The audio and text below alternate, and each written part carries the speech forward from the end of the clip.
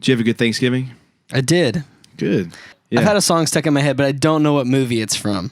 Okay. So it goes like, I've just been humming it a lot. It goes, just hum it for me. na, na, na, na, na, na, Yeah. na, na, na, Is that the elf? Na, na, na, na, Is it the elf? Is it elf?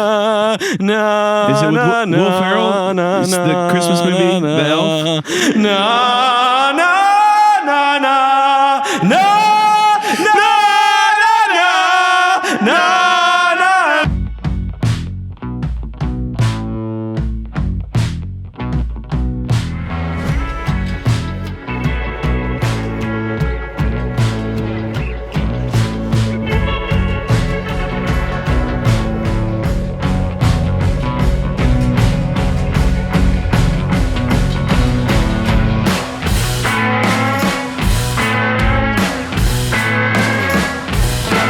Hello and welcome to another exciting, riveting episode of Podzilla. We've watched some movies this week and we're going to talk about them. We're also going to talk about movie news. It's a digital discourse in pop culture. I'm your co-host on this journey through lights and magic. My name is David Smith. And I am Braden Walker. Yeah, and like I said, today we're going to talk about some movies that we saw over this past weekend. Knives Out being one of them, Frozen 2 being one of them. I went to Galaxy's Edge. We're going to talk about that. You had a big week. I had a big week, and it was my wife's birthday.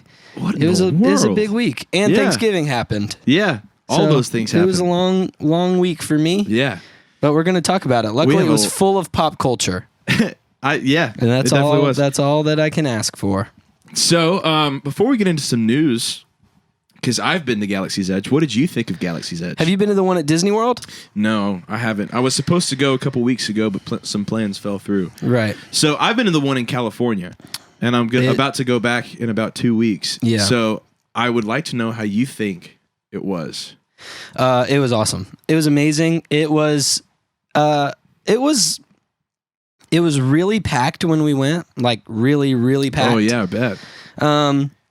But it's big, it's immersive.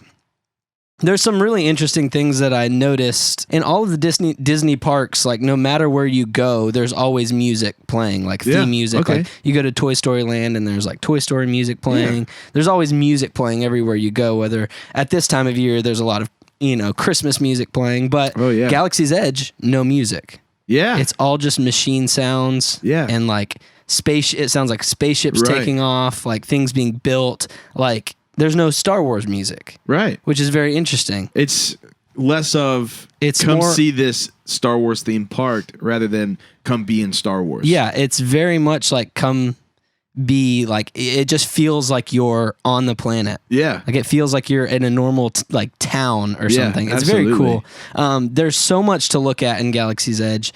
Probably my main critique for Galaxy's Edge is just that there's not like that, like right when you walk into Galaxy's Edge, there's not that moment where it's like something takes your breath away. Like when you get to the Millennium Falcon, that's like, wow. But that's pretty deep in Galaxy's Edge. It is, which I can appreciate because it's kind of like the walking into Pandora, where it's a trek to get there, and it kind of gradually becomes like all different terrain, all different plants and everything like that, and then you round a corner and then there it is. Right. It's very similar to Pandora. When you walk into that, you walk down a long path and it's really like trees are everywhere and it's like very secluded, and then you round a corner and then you're at the floating mountains and it's really breathtaking and cool. Right. Yeah, it's awesome, but like you've already been in Batuu for a couple minutes before you get to that moment. Like for me, I wanted to just walk around the corner and it almost be like the Main Street Disney effect where you see the castle in front of you and it's just there. But the way that it's all built, it's very kind of like it's weaving secluded, and like you're going, like you feel like you're going through alleyways and like so I get it, but man, it was an awesome experience. We had an awesome time. It was my whole family was there. Right. We were there celebrating my dad passed away 2 years ago to the day that we were there. Wow. And so he loved Star Wars, he loved movies, he loved pop culture, and so we were there, like we had never been to Galaxy's Edge, and we kind of wanted to do something fun to, celebrate his life and remember him. And it was something that he would have loved to do. We went to Galaxy's Edge and just walked around, went and got blue milk, went and got, like one of the Coca-Cola bottles that's in the thermal detonators. In the thermal detonator. Yeah. Just did that kind of stuff because the lines were so long. Like the line for Smuggler's Run, the Millennium Falcon ride, 170 minutes. Oh my gosh. It was 170 minute wait time for Smuggler's Run. That's almost 3 hours. Almost 3 hour wait time. Okay. So where the line to get in was going in front of the Millennium Falcon, like all the way around, because everyone was there. It was Thanksgiving week, so everyone was there. Yeah, everyone was out on break. Everyone was out. It's just tough. Like, I think with Thanksgiving, a lot of the logic is we're getting 3 of the days of the week off, so let's just take off Monday and Tuesday and go to Disney World. So it was like packed. I've never been at Disney World when it was this packed ever in my life. Wow. Because normally we like to go in kind of the dead times, like a January or something where kids are in school. There's not a lot of, and there's still long wait times, but it's significantly shorter. So we were like, man, that's a long wait time. So we decided let's walk around. Let's just get acclimated to where everything is. Let's really enjoy the details. And if you know my family, like we're very much into like, we'll just stop and look around and like go like feel things and look at the way things were made and painted. And we're all about the details. So we're just walking around and enjoying the park, noticing things like there's no music, noticing things, kind of trying to get a lay of the land for Batuu because we know that we're going to probably be there for a good chunk of the day anyway. Right, yeah. So we go get the thermal detonator Cokes. We go get blue milk and green milk. Which was better? I like the blue milk better. Okay. Personally. Yeah. If I remember correct. I've heard blue milk is better because green milk tastes like a flower. Yeah. And it's cool because I don't know, this is probably the same way. I haven't been to the Disneyland Galaxy's Edge, but they have, adult versions and, child-friendly versions. Yeah. And so I thought they were great. Did you guys get to go into the cantina?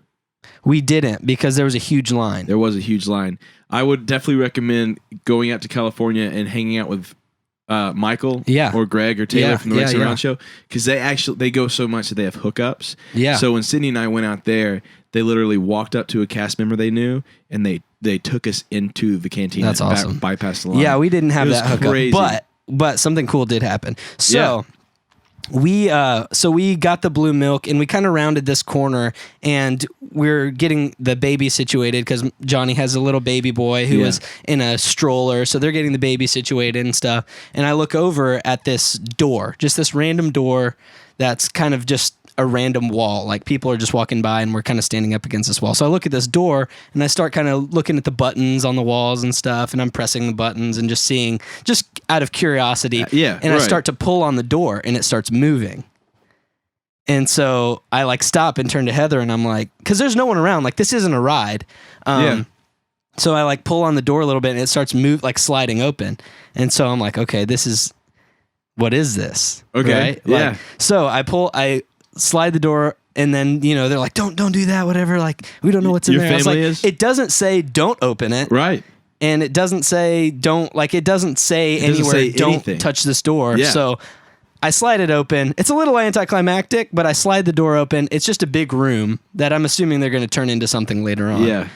So that's not the cool part. But it led us there. So I closed the door and my mom, and I'm like, this is a cool little area for not being used, And so my mom's like, well, let's take a picture like here, like it's a cool backdrop. Let's take a photo of our whole family. Mm-hmm. So my mom, like I'm taking pictures of my mom and Brittany and the daughters-in-law.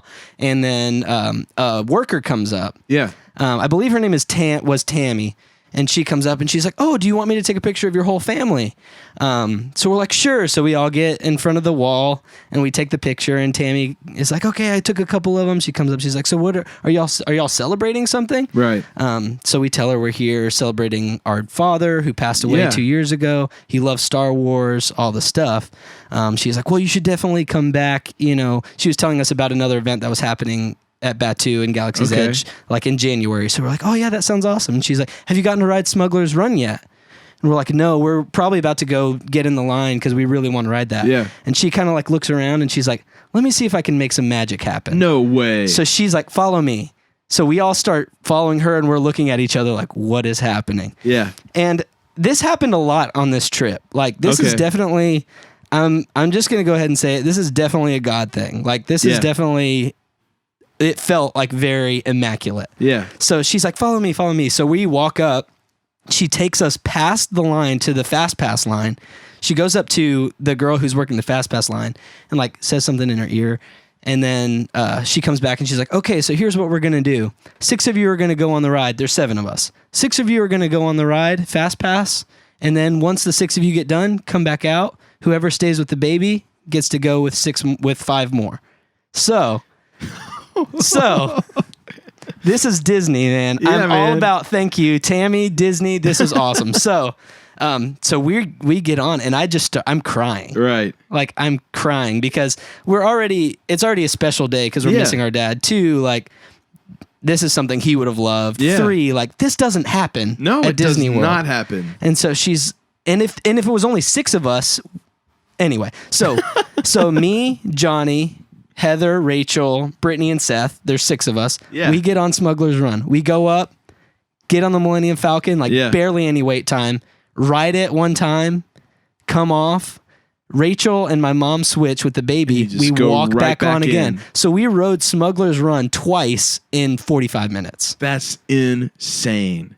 That's crazy. So cool. That's crazy. And the best part was we had also made a reservation at Savvy's for, I think this all happened at 5:30. Our reservation was at 6:30 for Savvy's. So we had like an hour to burn. So if we would have gotten in line, we would have waited 2.5 hours. We couldn't have gone to our reservation. Right. So this like filled that hour just perfectly. So we got off Smuggler's Run, walked over and went in to build our lightsabers. Because you can only bring one person with you. Because it's a very, you know, so you go in, and for those of you who don't know about Savvy's, you get to build a lightsaber. And so you can only let, you and your wife or you and a friend can come in. So my mom was going to stay outside with the baby. They let her come in with the baby. Why not? Yeah. Because why not? And that doesn't happen that often either, because it's a very small, intimate thing. If there's too many people in there, it might ruin the experience for somebody, ruin the atmosphere. Yeah. So, man, it was just awesome. All right, so clear the air for this. And I know this is a completely different experience. Yeah. The only other experience I've heard, which is Michael's, who had a very public bad time building his lightsaber and then didn't really like his lightsaber. What'd you think? Was it a cool experience? I thought you like your lightsaber? I loved it. Yeah, I loved it. That's I love awesome. my lightsaber. We did the research on the front end. Like we looked up the different options. I kind of already had in my head what I wanted. You have different options for lightsabers. So you have the power and control, elemental nature, peace and justice, and protection and defense. The 4 different options. Okay. So you choose that, and then you have a mix and match of different parts that you put on it. So I know Johnny did elemental nature. Seth and I both did peace and justice. I loved it. I thought it was fun. It was fun for the whole experience. I love my lightsaber. I had a blue one built, and then I went and got a yellow kyber crystal to put in it. Surprise. Yeah, which of course I was planning on getting a yellow one anyway. If it would have been an option. Yeah, fresh out of that experience for you guys, Johnny FaceTimed me with his lightsaber and was showing me all this stuff, and I was like, "That's awesome." He's like, "I got a yellow crystal." I was like, "That's actually shocking that you got the yellow one and David didn't." But now it makes sense. I did get the yellow kyber crystal. Yeah, that's awesome. I have the blue and I have the yellow. Man, it was awesome. I had no complaints about it. That's awesome. I will say a couple things that you notice. It is very expensive to have those made. It's a very expensive, exciting thing to do, but it costs money, obviously. But it's very special, and it's very cool to be able to say, I built this. That's awesome. Yeah. So while you were out having the time of your life at Galaxy's Edge, while you were out there building lightsabers, while you were out there having great encounters with cast members and celebrating your father, I was at home looking at news. And boy, was there a lot of it, because Batman has its Carmine Falcone Oh man, It's John Turturro, John Turturro, John Turturro, who plays Jesus in The Big Lebowski. Yeah, he plays the Sector 9 agent or whatever it's called from Transformers. He's in Mr. Deeds. He's in Mr. Deeds. He's in a lot of stuff, and he is cast as the crime boss. I think that's a good casting. He's recognizable, but he's not like an A-list celebrity. No, he's not. Which is about the whole cast of this movie, except for maybe Colin Farrell and Andy Serkis. And Andy, because I'd consider Andy Serkis an A-list celebrity. Well, he's A-list, but nobody. I not feel his like, face.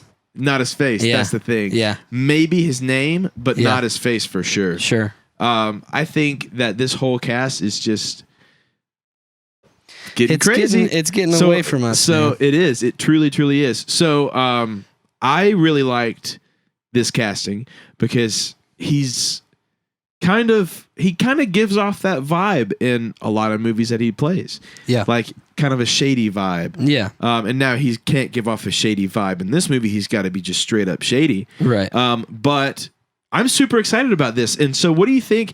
Does this still fit into your Long Halloween movie? Does this, Oh, yeah. Absolutely. I think Falcone is always he's kind of a constant villain because he's not like an outright Batman villain. He's just kind of a parallel. Like all the Batman villains, I feel like are pillars, and he's kind of just like the ground underneath them. Yeah. Like he just is kind of the guy who's got his hand in all the pots. The villains are outright evil and want to kill Batman. Falcone just wants Gotham to be like he wants to be the overlord of Gotham itself.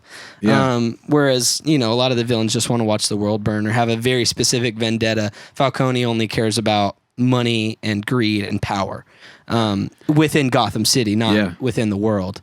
Yeah. And he doesn't have a message either. Like we see a lot of times with Joker or with Two-Face, like the reason they're doing what they're doing is for the message, right? Like Joker's not about money. He's not about establishment. He's about everyone being like everyone suffering, good or bad.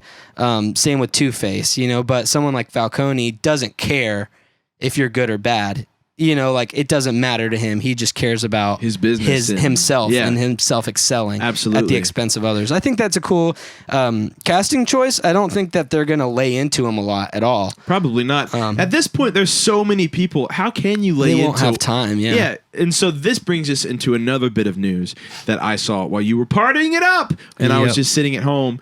The Batman villains from this movie, so far it's Paul Dano as the Riddler, and Zoe Kravitz as Catwoman, right? Colin Farrell is the Penguin. Now John Turturro is as Carmine Falcone, potentially a Two-Face from Matthew McConaughey. So many people with so little time in this first movie. So now they're saying that these Batman villains from this movie would get their own spin-off movie.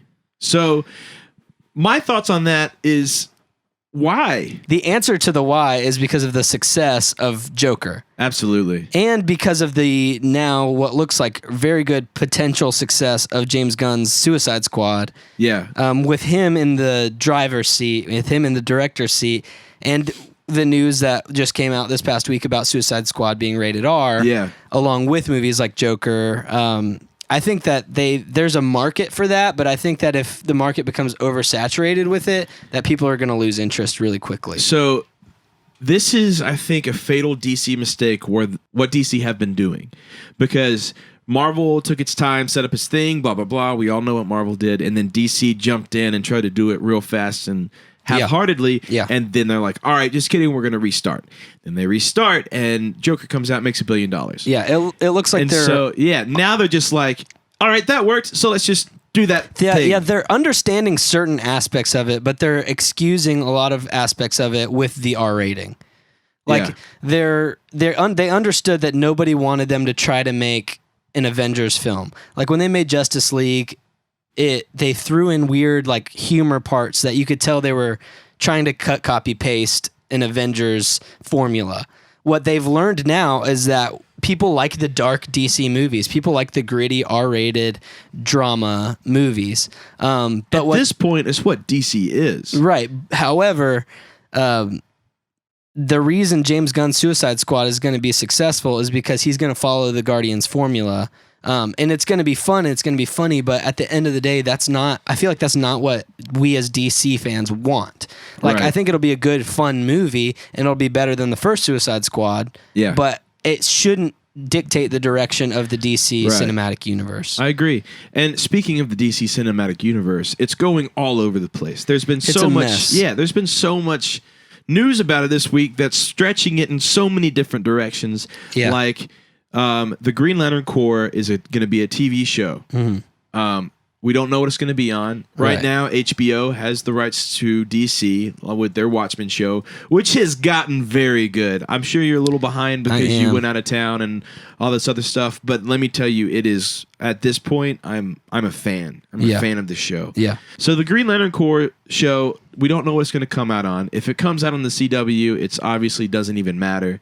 But if it comes out on HBO, there could be hope. And now there's news on the other side of the spectrum where Warner Bros. Have met with J.J. Abrams and they've met with Michael B. Jordan about doing a Superman movie and making him more relevant. After the whole spiel that we went on last week about Henry Cavill not being done as Superman, saying that he has more in him to give and saying it doesn't matter, they basically just confirmed what we said. So that also confirms that DC listens to us. Warner Brothers listens to the Podzilla. Right. Absolutely. I think I kind of like Michael B. Jordan as Superman. Yeah, me too. To be honest. I don't like I guess there's a lot of people like obviously saying, well, Superman is a white guy with black hair. That's the Superman that we want. But at the same time, can I be honest? Superman's an alien. That's true. You don't know what an alien looks like? That's true. So who cares? Yeah, it really doesn't matter. That's not what matters to me. But here's what I know does matter to me and to you and to a lot of fans. I'm bored with Superman. Yeah. Superman's so boring. If there's a time to switch up Superman, it's now. Yeah, right now, whenever everybody hates straight white men. Right. Yeah, like there's no room for you. Right. And honestly, it's been so boring. Henry Cavill has been a good Superman, not a good Clark Kent. We talked about it last week. He's just too flat. They focused Superman's character in the DC movies of the last 10 years. Yeah. They focused Superman way too much on it sounds weird to say, but they focused him too much on like just being Superman. an alien, but like a robot almost. Yeah, because here's the thing about Henry Cavill. Henry Cavill has turned in some great performances. Yeah. His villain role in Mission Impossible was so fun and so intriguing. Mm-hmm. I know him more for Mission Impossible than I do as Superman. Like his run as Superman has been so boring and forgettable. And I know that there are a lot of fans of his movies, or a lot of fans of him as Superman, and he wasn't a bad Superman, but his movies aren't great. Yeah, the scripts that I think he could have delivered a great Superman if it weren't for, honestly, the script and the direction and the way that he was directed to play Superman was very just boring. Yeah, absolutely.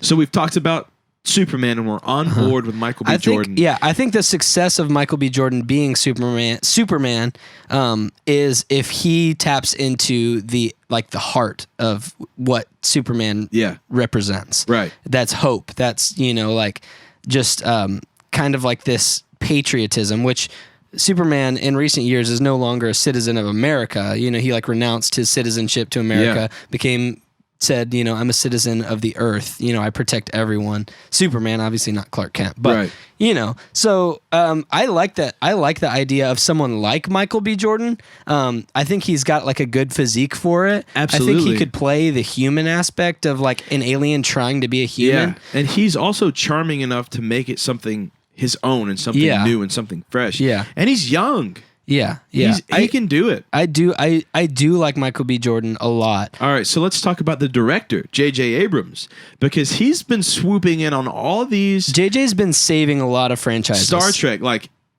I like the original Star Treks. I like the Next Gen movies. I think the Next Gen TV show is a little cheesy. I know it's got a huge fan base, so I respect it. Yeah.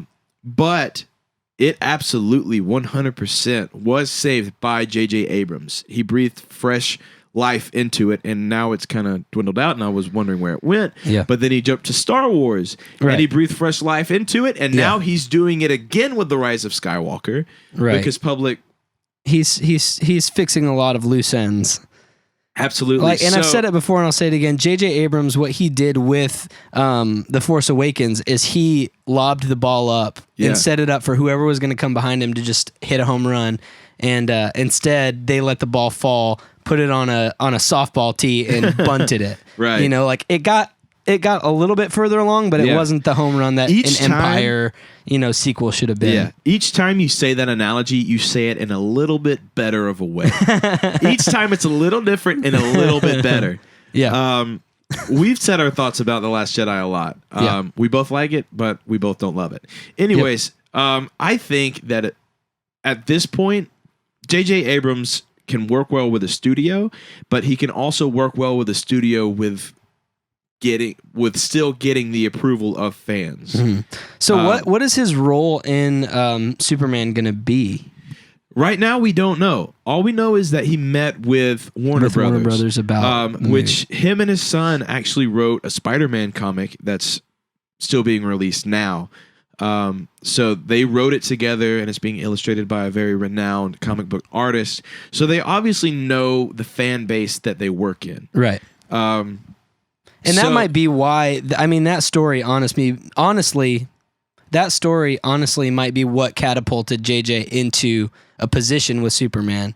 I think that he's a good choice because he knows sci-fi and he knows how to make sci-fi relatable to someone who hates science fiction movies. Yeah, absolutely. Like anybody who I say, like, they come up to me and they say they haven't watched Star Wars. I obviously love Star Wars, but you can never freak out and say the Star Wars movies are my favorite movies, are the best movies ever. If you don't like them, you're an idiot. Like, nobody's going to like you or those movies if you do that. You've got to be like, some of them are old, some of them don't hold up if you haven't grown up on them, but you're going to love the new movies. Right. So if you pop in a Force Awakens for somebody who hasn't seen any Star Wars, they're going to be like, this is dope. Yeah. So I think this is a way to not only get people who don't like Superman movies or anything like that, but also fans like you and I who are kind of sick of Superman. Yeah. Give us something new and cool. And don't you think it's kind of crazy that like there's really just this handful of directors that are being trusted with so many franchises right now? It is crazy. Like between the Russo brothers, between James Gunn, between people like J.J. Abrams or Jon Favreau, like there's only, there's like less than a baker's dozen of directors who, like, if you see their name on a project, you have like this, oh, I'm so relieved. Like if I see Superman, it makes me like almost nauseous. Oh, great, there's another Superman movie. Yeah. But then if I see J.J. Abrams' name, I'm like, oh, thank God. Yeah. Which it's no new director or fresh director should be handed a property like Star Wars, like The Force, or like Superman. It's got to be somebody who knows how to deal with a studio, but also knows how to satisfy its fan base. And that's a hard job. There's not many very people hard who can job. do that. And like, it's J.J. Abrams and people like Jon Favreau. There are like episode 3 of The Mandalorian was, so far it's been the best episode of The Mandalorian, and it was directed by Deborah Chow. Deborah Chow is the first female director in all of Star Wars. In a live action Star Wars property. She's also going to be running the Obi-Wan Kenobi series, but they gave her this to be like, this is what she can do, like to cut her teeth on. Yeah, absolutely. Yeah, but you can't give someone like John Krasinski, who's only done A Quiet Place. Right. You can't give him a whole property, and like you're gonna have a classic Josh Trank situation with the Fantastic Four movie. Yeah. He had done very little up to this point, like indie movies, and they were good, but then he was handed this massive property with a massive budget in a massive studio, and they're like, make this and make it make $1 billion. Right. What are you supposed to do with that? Right. So you can't hand anybody like... Yeah. You know who I would love to see in a director's seat, honestly, for some sort of superhero movie? I'm not sure which yet. I'll think about it and come back to it, is Jordan Peele. Ooh. I think he could do a great superhero movie. Well, he's expressed interest in doing a Gargoyles movie. Yeah. See, that's dope. That's it. That's it. Something like that, where he can make it... Like, he's one of those up-and-coming directors that I feel like could potentially get that same... But here's the thing. He's about due for a swing. Right. Because he's had massive hits. Like, yeah, Get Out was his first. You got to have a couple under your belt. Yeah, Get Out was his first movie, and we're going to talk about in a minute about original movies and how rare that they can be in this day and age, but they're still coming out and they're still great. Jordan Peele made Get Out as his first movie. Are you joking? That movie's incredible. Mm-hmm. And then he made Us, which is a little bit, it's not as good, but it's still a huge hit. Yeah. And it's still such a fun watch. So yeah, he's proven himself and he's about ready for the swing. So you have to prove yourself before you get a swing. It's weird though, because people like James Gunn, what did they prove themselves with? I don't know. Like he wrote Scooby-Doo. The live action movie? Yeah. Hold up. What? Yeah. With Matthew? Did he direct it? I know he wrote it. No way. He wrote the first two, the Scooby-Doo and Scooby-Doo 2. James Gunn. Those movies aren't great. No, but he wrote them. But I'm saying he did Movie 43 and it was garbage. He did, besides that, he didn't do any. He did Super with Rainn Wilson, but where is that line? I think they just lucked out with someone like James Gunn and it catapulted him. Maybe, but also he's made movies that have proven themselves, and he's also proven himself as a writer. And maybe in the first movie they gave him. Because there's not, from a directorial standpoint, there's not anything groundbreaking in Guardians. It's the funniest movie, but James Gunn is a funny guy. Right. Like Thor Ragnarok, they gave it to Taika Waititi. And he did a bunch of really small movies like Hunt for the Wilder People. And he did Hunt for the Wilder People. He did other movies, but I just can't think of them. Mm-hmm. But he proved himself as a funny man. Yeah. And all of his other movies were well received, and they needed a fresh take. And Thor was a dying property anyway, so what did they have to lose? Yeah, and Guardians wasn't a big property. With James Gunn, they didn't expect Guardians. They didn't expect much from Guardians. Yeah, and other than you, who grew up in a comic book family, nobody really knew or cared about Guardians of the Galaxy. Yeah, and honestly, for those of us who grew up in a comic book family, the Guardians that we got on screen was very unfamiliar. Besides Rocket and Groot, all the other characters looked pretty different from the comic books. So it was a new life. But I think at the end of the day, that was just a weird thing. Guardians was just a weird thing where no one was asking for it. But no one even wanted it. Yeah. When it came out, no one wanted it. But then through word of mouth, this movie's great. Yeah, that's so strange. Anyway, we don't have to keep talking about directors. That was a fun little tangent, though. It was a tangent. Let's move on. Tell me a little bit about Knives Out. You saw Knives Out. I did. Tell me a little bit about it. So I got 2 tickets to see an advanced screening of Knives Out. I wanted you to go, but then it was your wife's birthday. I know. We had fun though. We saw Frozen 2, so I'll talk about that. Equally as just as good of a movie, if not better. Anyways, so I took my little sister. We hadn't hung out in a while. I was like, "Come on, we're gonna go see a movie," and she was like, "Okay." So we went to this advanced screening. Shout out to Michaela. She's always down to hang. Hey, shout out to Michaela who did this K2SO. Yeah. And hang on, I gotta go grab it. We got a little Godzilla art on the wall over there behind me. She's one of our biggest fans, obviously through biasism? Through bias? She's biased. Yeah, maybe I just overcomplicated. Through bias? Through bias. I think so. I don't know. Okay, that's probably right. Okay. She drew this, and it's Godzilla, and it's incredible. It's so cute. It's a cute little Godzilla. I love it. I wanted to place it somewhere bigger, but it's too big. Yeah. So, anyways, Thank you, Michaela, for doing that. To pay her back. That works entirely too well. There we go. At least for this one. I'm gonna move Spider-Man and Godzilla out of the way for Michaela's art. Oh, okay. Cool. Even though I love that. Yeah. I'm going to move them so that we can show off her artwork for the rest of the show. Anyways, so I took her back. I took her to see it to pay her back for this incredibly thoughtful gift. Yeah. And man, it was so fun. What a fun movie.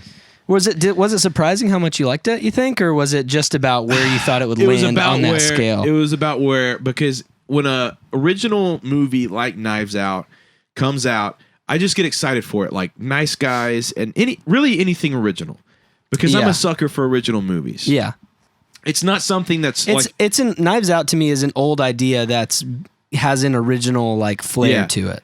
Rian Johnson, say what you will about this man, but I am a huge fan. Yeah. Huge fan. From the Brothers Bloom to Brick to Looper, even The Last Jedi I enjoy. He did, to be fair with The Last Jedi, what he did was very brave. Very brave.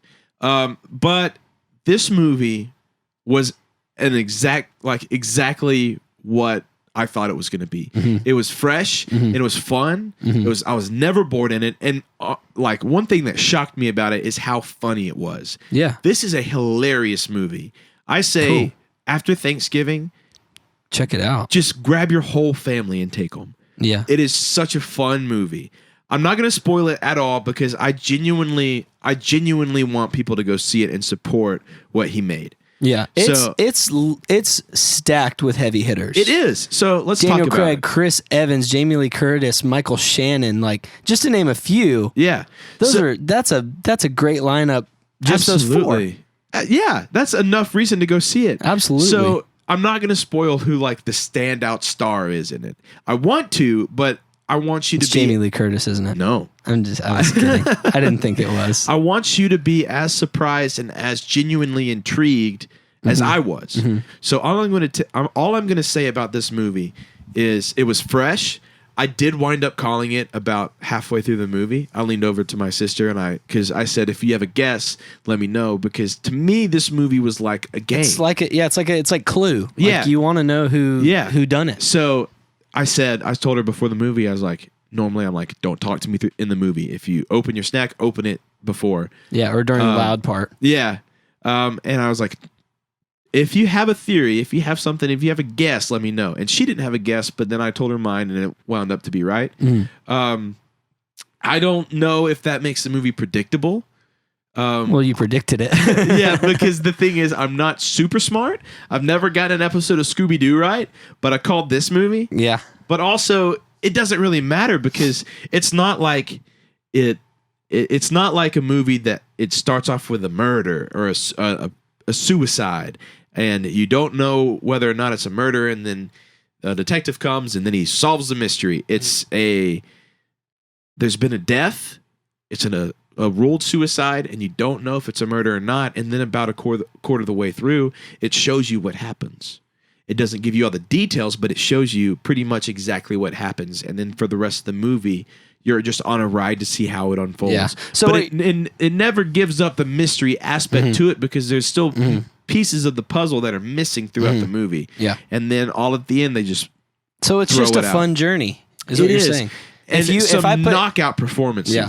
If I put you in a car and said, we're going somewhere, I'm not telling you where we're going, and then a quarter of the way there, I told you, we would still have fun on the drive. Absolutely. And the thing is, I'm trying to figure out a way to make it work perfectly of what you just said, like the metaphor that you just said, or the whatever. Mm-hmm. It shows you what happens, but it's also not like spoiling it for you. Right. I was kind of taken aback by like, wow, they just showed us what's up. But then as like 2 minutes after the shock factor, you start thinking like, because Daniel Craig was hired by somebody who you don't know who hired him. Mm-hmm. He was hired to investigate this alleged suicide. Mm-hmm. And he doesn't know who called him. And so you don't know who called him. And then what it shows you doesn't match up with that among other like holes that you don't know about. So I would definitely recommend like after Thanksgiving is over. After like anything. Just go see it this Friday or Saturday night. Yeah. I would absolutely recommend this movie to just about anybody. Stimulus Tuesday. Go see it on Tuesday night. $5. Hey, Terrence, remember those date movies we were talking about last week? This is a good one? This is one of them. It's a good date movie? Absolutely it is. That's good to know. Yeah. So, speaking of date movies, tell me about Frozen 2. Frozen 2. I had never seen Frozen, the first one, before a week ago. Really? Yeah. So Heather made that movie. Heather made me watch the first one. Yeah. So that when we went and saw the second one, I would have context. Which I had just never seen the first one. When the first one came out, I was a bachelor. I didn't have nieces at the time. I wasn't married at the time. I I didn't care to see Frozen, so I Yeah. just never saw Frozen. I'd heard the songs, I knew the lyrics to the songs, and I'll tell you this about the first movie: the lyrics made a lot more sense in context. I can imagine Then, it did. I noticed when I was watching the movie that I would sing the words and had like no idea what they had anything to do with. That makes sense. Yeah. Anyway, Frozen 2 was a lot of fun. Yeah. It kind of expands the universe. I won't get into too much detail. It is a kids movie at its core, Yeah. but there's a lot of fun. It's a lot of fun. It's a lot of fun. That's awesome. There's a lot of good laughs. Olaf is kind of like the breakout character in this one. I felt like in the first movie he was kind of annoying. Yeah. But in this one he was very lovable and fun. I have to disagree with you, but also I know that you are probably right for most people. Olaf made me laugh so hard in the theater whenever I saw it. Yeah, he's cute in the first one, but But I in don't the know. second one, he's like on another level. yeah. Okay. He's like cute and fun in the first one, but to me, and it might have just been because I'd never seen the movie and he was already played out by the time I'd seen it. Okay, yeah. But in the first one, he was kind of annoying to me. But this one, I like really enjoyed his character, and he has like an arc. Like he has a song that basically his whole story is he wants to learn more. Like he feels like he considers himself a little kid, and he considers everyone else grown-ups. So he keeps saying things like, when I grow up, I'll understand when I grow up. He has a whole song about, when I grow up, I'll understand, because right now I just don't know anything. Right. So he's kind of got this arc where he's learning and getting older, and he's like got all these fun trivia facts that he likes that he knows stuff like a little kid. Yeah. It's cool. It moves the story along. It definitely ends on a new era of the characters without taking them out of, if you go visit them at a Disney park, the characters are still going to be the same characters, but you'll kind of have more to talk to them about. It's very interesting. It's a cute movie. I'd give it like a solid 6.5, 7. Yeah. Okay, it's fun. sure. It's a fun movie. If you got kids, go see it. If you don't, go see it. The music's good. There's like a really good like Chicago, kind of like the band Chicago style ballad in it that what's his name? Christoph sings. It's called Lost in the Woods. And it's just fun, and it's like the whole time it looks like an 80s music video. Really? Like there's scenes where he's singing this song about being lost without. Okay, so I haven't seen this movie. Right. To me, that sounds like it's way out of left field. Does it play? It was, but it plays. Okay. It's not completely out of left field in context. Okay. Because he's, essentially he and Anna are separated through the adventure that they're on, and he's in love with her, and he wants to, I won't spoil it for you, but he wants to show her even more so than he already has how much he cares about her.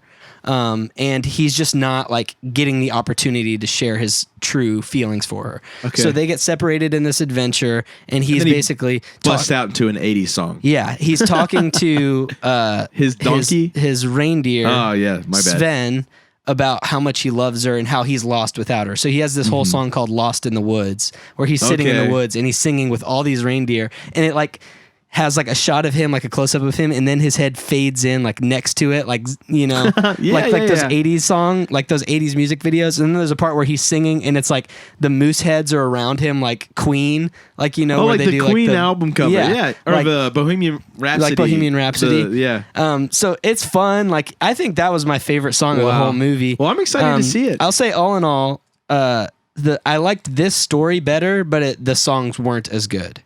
The first movie had like the great sing-along stuck in your head songs. Yeah. This movie had a great cool story that I thought was cooler.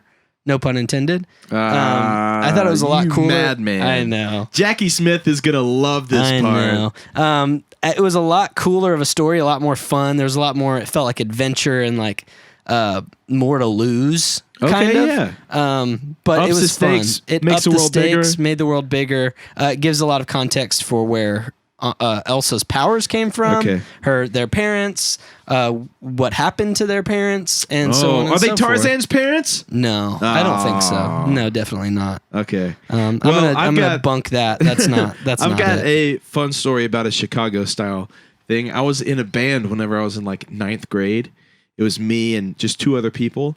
And then we would just like jam out, you know? And then all of a sudden, I found myself in a Chicago cover band because they just wanted to cover Chicago songs. How old were they? I had to bounce. They were my age, maybe like a year older than me. 13 years old or 14 years old? I want to say we were 14 and 15 years old. And that's weird that they wanted to do like Chicago and not be like a Green Day cover band. Well, that's what I was trying to be. And then all of a sudden, his grandmother came downstairs and she was like, "Do you know how to play Don't Fear the Reaper by Blue Oyster Cult?" And I was like, "No." Let me get my cowbell. She said, "No." I said, "No." And she said, "Can you look it up?" And I was like, "Okay." And so I'm out. And then from there, I went on a wild roller coaster of slowly becoming a Chicago cover band. And then I dipped. And then you dipped. Also, one Frozen theory, you've already debunked Tarzan's parents. Yeah. Another Frozen theory is that, what's his name? Kristoff, the boyfriend? Kristoff and Sven, the reindeer? Yeah. He's Santa Claus. Kristoff, Chris, and he talks to reindeer. Kris Kringle, reindeer. Is this going to be a Santa Claus, like Frozen 3 is Santa Claus is coming to town? You know, that's... What are we doing here? I don't know. Is that it?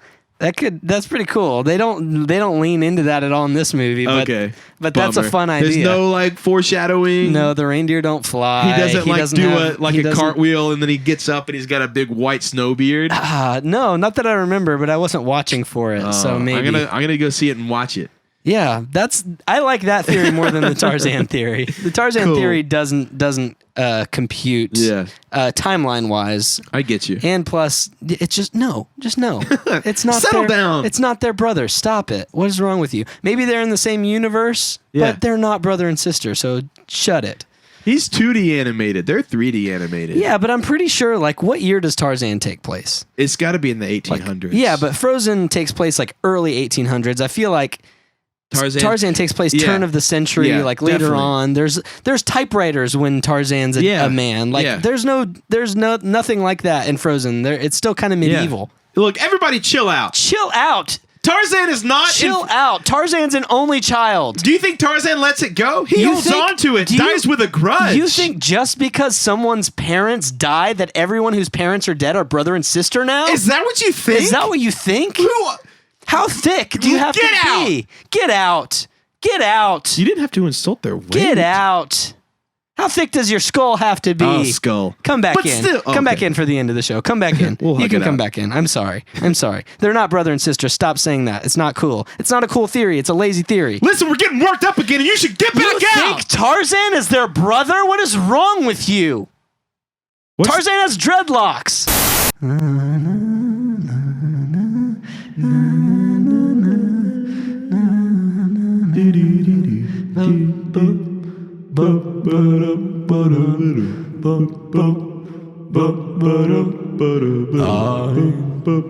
dreaming of a white Christmas. I don't remember how it goes whenever they start doing melodies. Okay, that calmed us down. Okay, I'm sorry about that. Sorry about that. I didn't mean to raise my voice. We needed to calm ourselves down. Okay. Anyway, let's tie a bow around this episode. Let's do it. Let's rein it back in. Let's bring it back home, back to camera one. Absolutely. Well, thank you so much for joining us on this episode of Podzilla.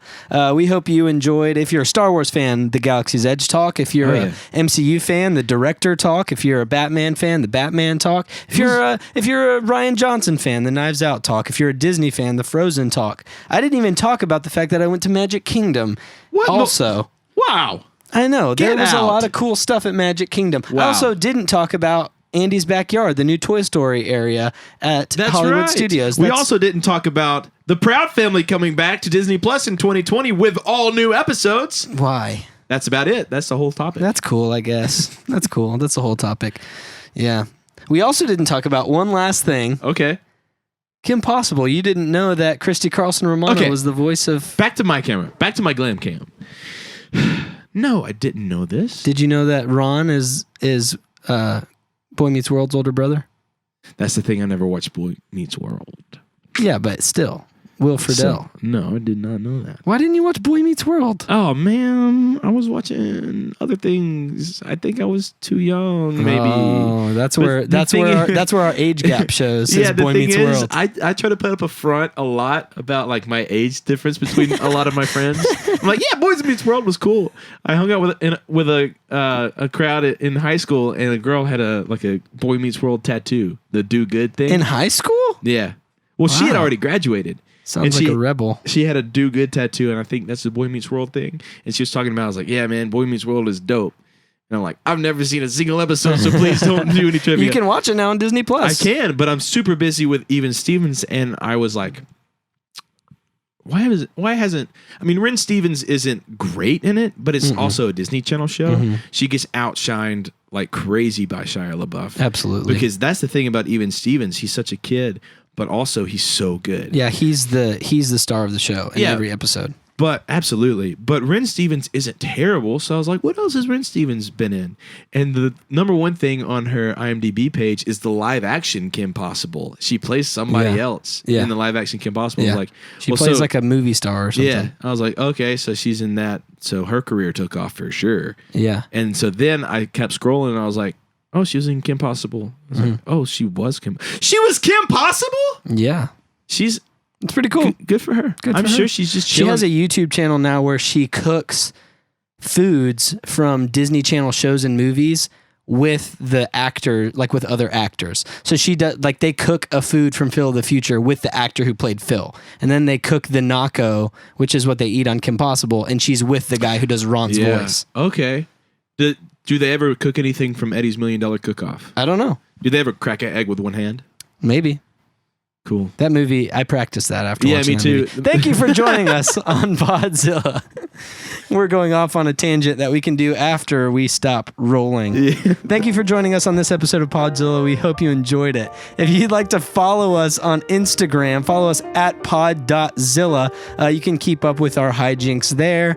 You can also follow us individually. You can follow me at the David Smith Jr. You can follow me at Tonus Braden. Yep. You can email us at thepodZillaShow at gmail.com. So if you want to send in any questions, if you want to send in any queries, if you want to just send us a message and say hi, we will give you a shout out on the show for emailing us. Yes. But try to make it movie or video game or TV show or comic book or whatever. We are also on a very big Disney Plus kick. If you want to, maybe with any more old Disney Channel movies or shows, like fun facts. Here's my challenge to you. Okay. Send us an email of 2 Disney Channel Plus shows that we can battle it out.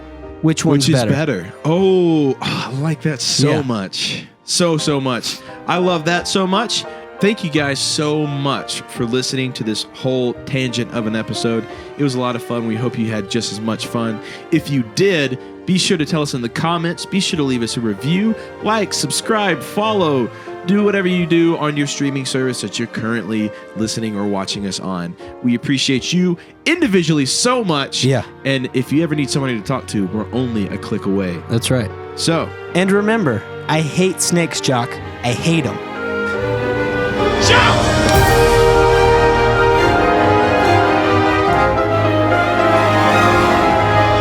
Bum, bum, bum, na, na, na, na, na, na, na, na, na, na,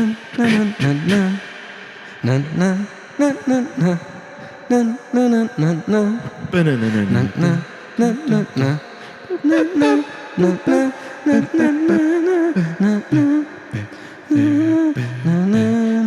Will Ferrell is the elf.